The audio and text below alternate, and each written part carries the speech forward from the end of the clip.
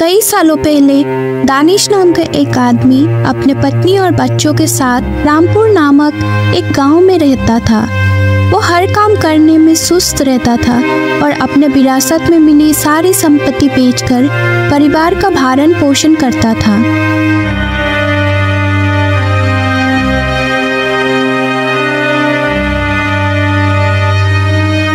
सुनिए, जायदाद बेचकर कब तक खर्चा उठाओगे? हमारे बच्चे भी हैं और खर्चा दिन ब दिन बढ़ते जा रहा है। अब पैसे कमाने के लिए कोई नौकरी क्यों नहीं करते, या फिर कोई अपना व्यवसाय कर लीजिए। ऐसे ही संपत्ति बेचते रहोगे तो ये घर भी नहीं बचेगा। अरे रे, तुम भी मुझे उपदेश देने लग गए। खर्च की चिंता मत करो, मैं जानता हूँ कि मैं क्या कर रहा हूँ। तुम बेहतर समझते हो कि मुझे किसी के अधीन काम करना पसंद नहीं है। मैं किसी भी तरह परिवार का पालन पोषण करूँगा। आपको विरासत में इतनी जमीन मिली थी, आपने खेती की जमीन को टुकड़ों में बेच दिया और घर चला लिया। इसके बजाय आप जमीन में खेती कर सकते थे। अब तो हमारे पास बेचने के लिए भी कुछ नहीं बचा। कहीं काम कर लीजिए और परिवार का देखभाल कीजिए। मुझे तो चिंता हो रही है कि हमारा क्या होगा। अरे हाँ, मैं समझ गया। मैं किसी भी कीमत पर इस परिवार का ध्यान रखूंगा और इस घर को नहीं बेचूंगा। आप मुझे ज्ञान देना बंद करो।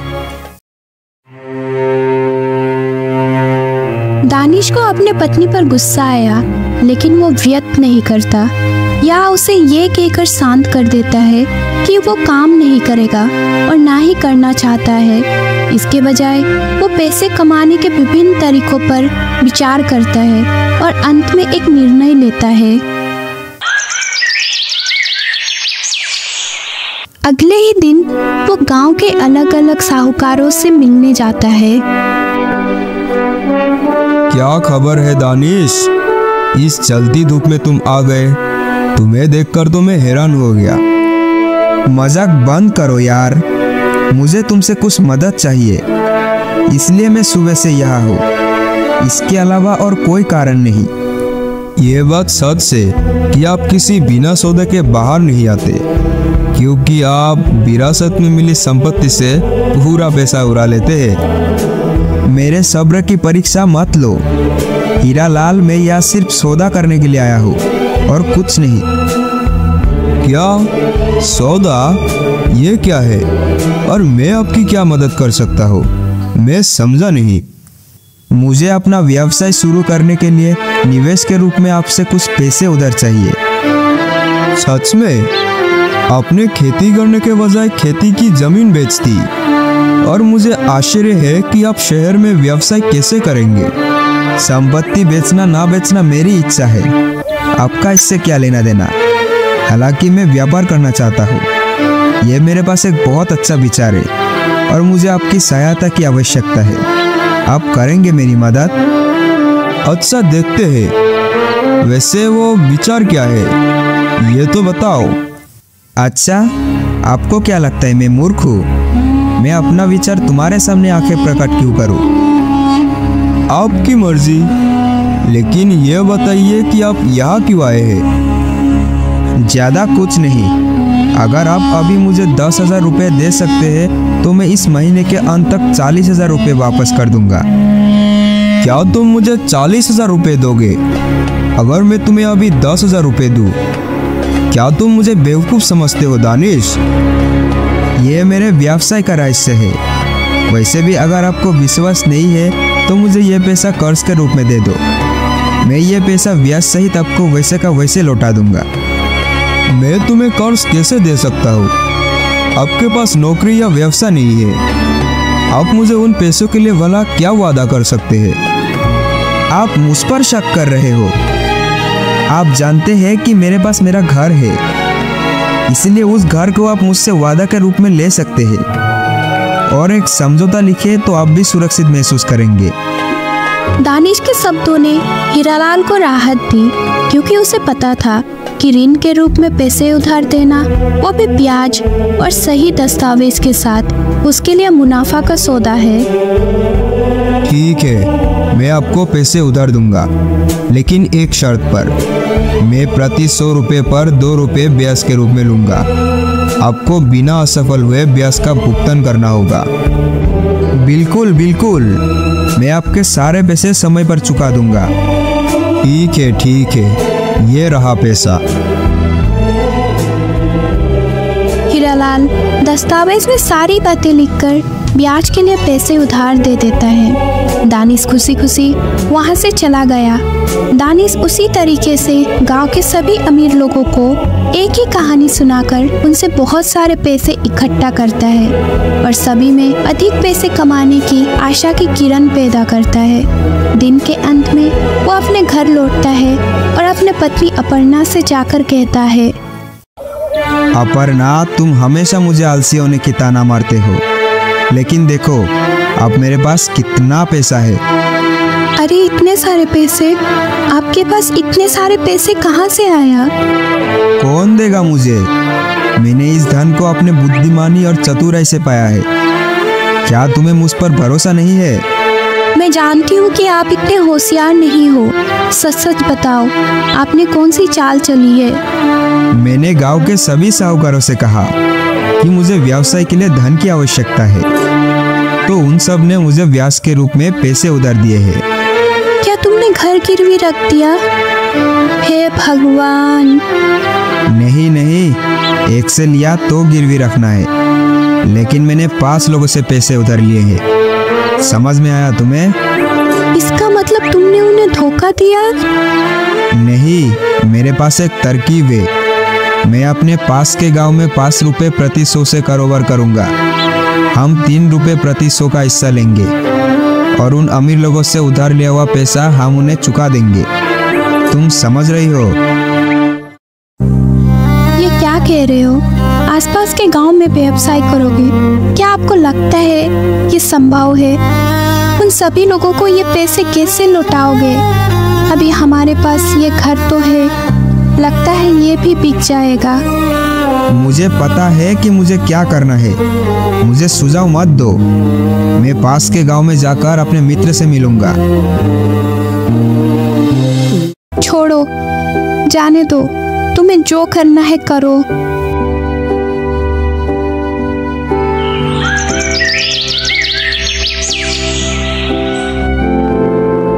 अगले ही दिन दानिश पड़ोस के गांव जाने लगता है। वो एक जंगल से गुजर रहा होता है, तब अपने रास्ते में वो एक ऋषि को देखता है जो एक पेड़ के नीचे तपस्या कर रहे हैं।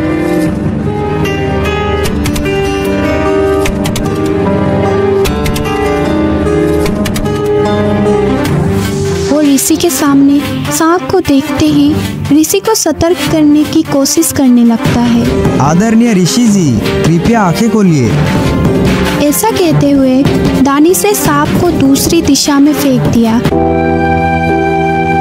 उसकी आवाज सुनकर ऋषि ने अपनी आंखें खोली और उसे वहां देखकर वो चौंक गए। तुम कौन हो बालक? तुम क्यों चिल्ला रहे थे और तुमने मेरी तपस्या में विघ्न क्यों डाला? मेरा नाम दानिश है और मैं रामपुर में रहता हूँ। मैं अंबाला जा रहा हूँ। मैंने आपके सामने एक सांप को देखा तो मैंने उसे फेंक दिया। अगर मैं ऐसा ना करता तो वह सांप आपके पैर में डस लेता मुनिवर। उस सांप को दूर फेंककर मैंने आपकी जान बचाई है। ऐसा कहते हुए दानिश ने वो सांप उन्हें दिखाया जिससे उसने फेंका था। दानिश के काम से प्रसन्न होकर ऋषि ने उससे कहा, बहुत अच्छे बच्च, तुमने अपनी जान जोखिम में डालकर मेरी जान बचाई, इसलिए तुम मुझसे कुछ भी मांग सकते हो। मैं अपनी सभी शक्तियों के साथ तुम्हारी इच्छा पूरी करूंगा बच्च। दानिश कुछ देर सोचता है, फिर हाथ में रखे रुपए की थैली की ओर इशारा करता है और अपनी इच्छा के बारे में ऋषि से बात करता है। प्रिय ऋषि, कृपया मुझे एक ऐसा वरदान दे जिससे भी ये पैसा मैंने उधार लिया है, ये वरदान देने के बाद वो मुझसे अपना उधार दिया हुआ पैसा वापस ना मांगे। प्रिय बद्स, जल्दी मत करो। मुझसे ये वरदान मांगने से पहले 2 बार सोचो। बेशक मुनिवर, मैं नहीं चाहता कि लोग मुझसे ये पैसा वापस मांगे। अगर वे पैसा नहीं मांगेंगे तो मैं अपना व्यवसाय कर पाऊंगा और अपना घर बना पाऊंगा। कुछ खेती की जमीन खरीदने के बाद अपनी पत्नी के लिए गहने और अन्य संपत्ति भी खरीद पाऊंगा और थोड़े ही समय के भीतर पूरे मुनाफे के साथ गांव का सबसे अमीर आदमी बन पाऊंगा और एक सफल व्यक्ति भी। तो मुनिवर, मेरी आपसे विनती है कि कृपया करके आप मुझे वो वरदान दे दीजिए। ठीक है, जैसा तुम चाहो। जिन लोगों ने आपको पैसा उधार दिया है वे जब तक जीवित रहेंगे आपसे वापस लौटाने के लिए नहीं कहेंगे। हे प्रिय ऋषि, आपका बहुत बहुत धन्यवाद। मैं हमेशा के लिए आपका आभारी रहूंगा। प्रणाम मुनि। खुश रहो, अब तुम जा सकते हो। ऋषि से विदा लेने के बाद दानिश वरदान को लेकर काफी उत्साहित महसूस करता है और पास के गांव में अपने दोस्त हिमांशु से मिलने उसके घर जाता है।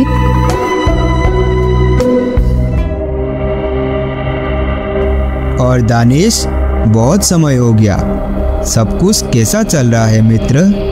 हाँ मित्र, मेरा सब कुछ बहुत अच्छा चल रहा है।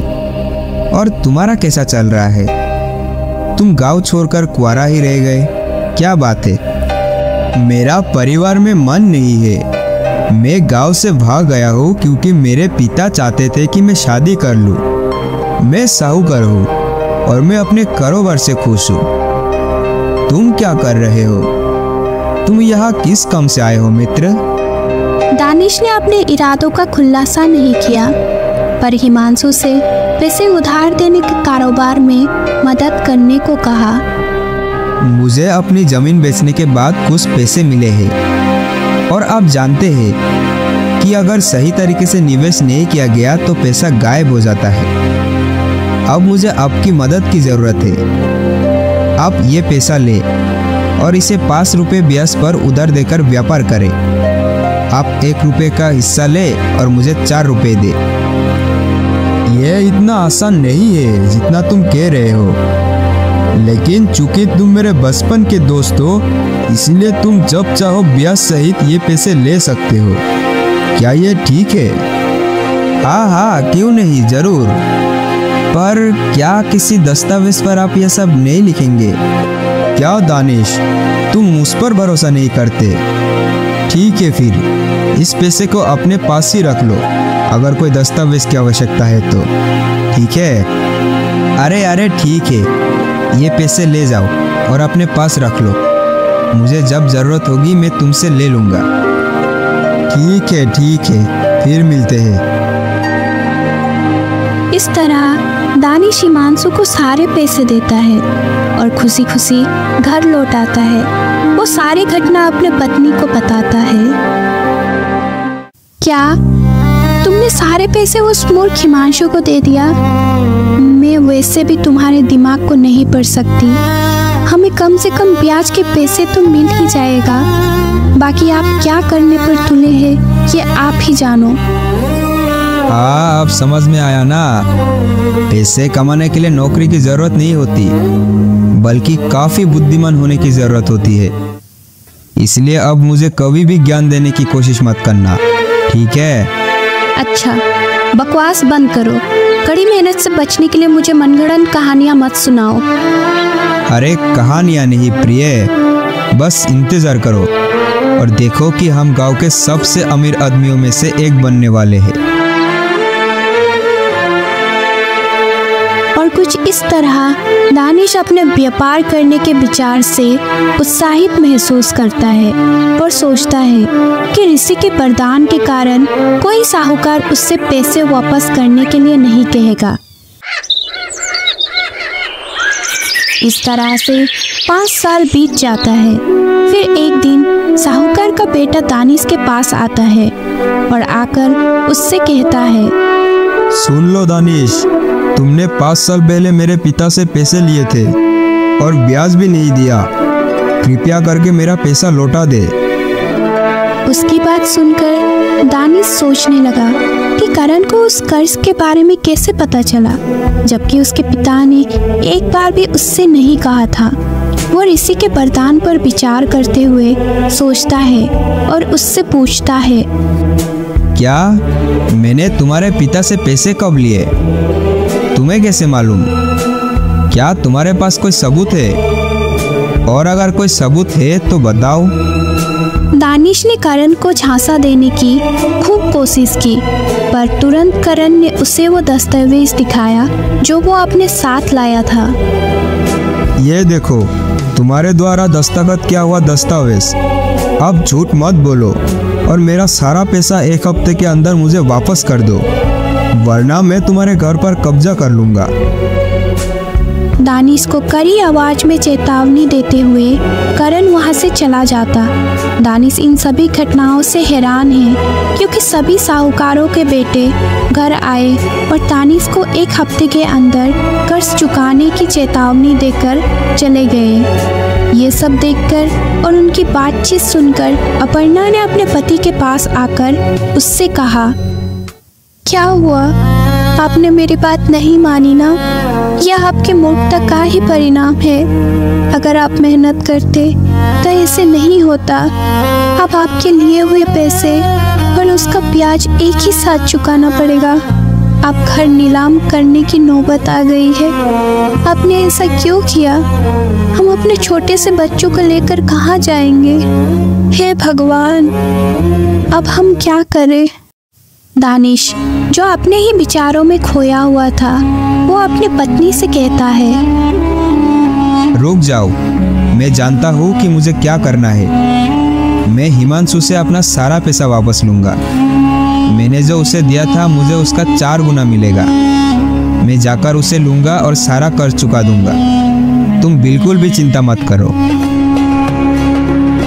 इतना कहने के बाद वो तुरंत अपने दोस्त हिमांशु के घर के लिए रवाना होता है, पर वहाँ पहुंचकर उसके घर को बंद पाता है। फिर वो हिमांशु के पड़ोसियों से हिमांशु के बारे में पूछने जाता है। महोदय जी, क्या मैं आपसे कुछ पूछ सकता हूँ? क्या आप बता सकते हैं कि साहूकार हिमांशु का घर कहाँ है? पर क्यों? क्या तुमने उसे पैसे उधार दिए हैं? हाँ बिल्कुल, पर वो है कहाँ? साहूकार के धंधे में मदद के लिए कई लोग उसके घर आए। हिमांशु ने तुम जैसे लोगों से पैसे वसूले और रातों रात गायब हो गया। कोई आश्चर्य नहीं कि आप पीड़ितों में से एक है। मैं आप जैसे लोगों को जवाब देते देते थक गया हूँ। वह आवारा है। अब तुम यहाँ से जा सकते हो। मक्खन लाल का जवाब सुनकर दानिश चौंक जाता है और वरदान देने वाले ऋषि पर क्रोधित हो जाता है। वो बहुत ही गुस्से में आकर ऋषि से नतीजे के बारे में सवाल पूछने उनके पास आता है। ऋषि ध्यानबंद होकर उसकी तरफ देखते हैं और उससे पूछते हैं, आओ प्यारे दानिश, बहुत दिन बाद देख रहा हूँ। क्या हुआ? क्या तुम्हें कोई समस्या है? आपने कहा था कि आपने मुझे वरदान दिया था क्योंकि मैंने आपकी जान बचाई थी, लेकिन आपने मुझे धोखा क्यों दिया? क्या बोल रहे हो तुम? मैंने तुम्हें कैसा धोखा दिया दानिश?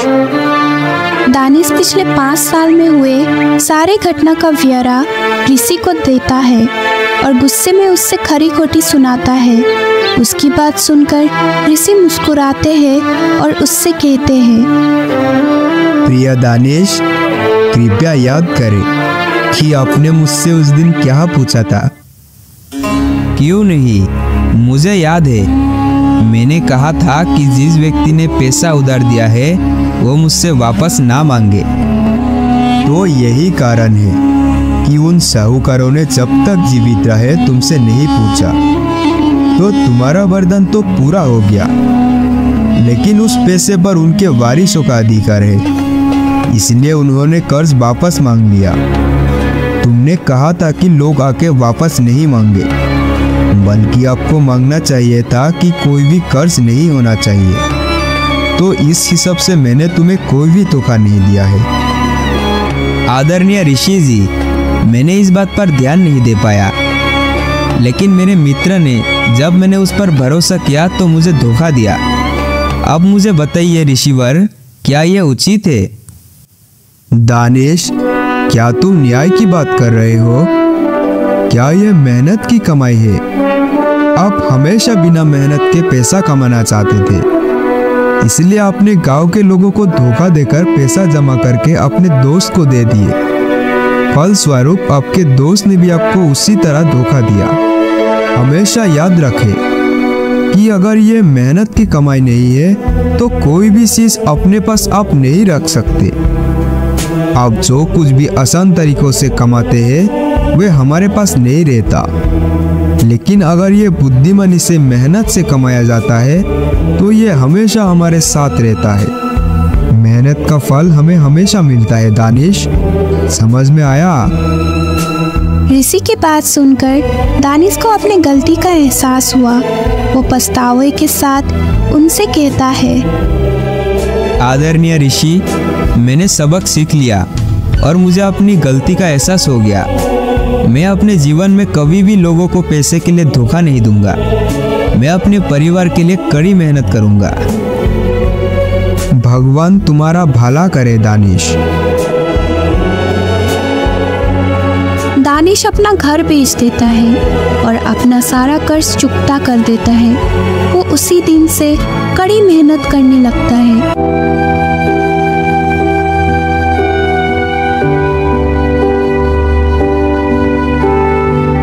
और कुछ ही समय में वो एक नया घर बनाता है और हमेशा खुशी खुशी अपने परिवार के साथ रहता है।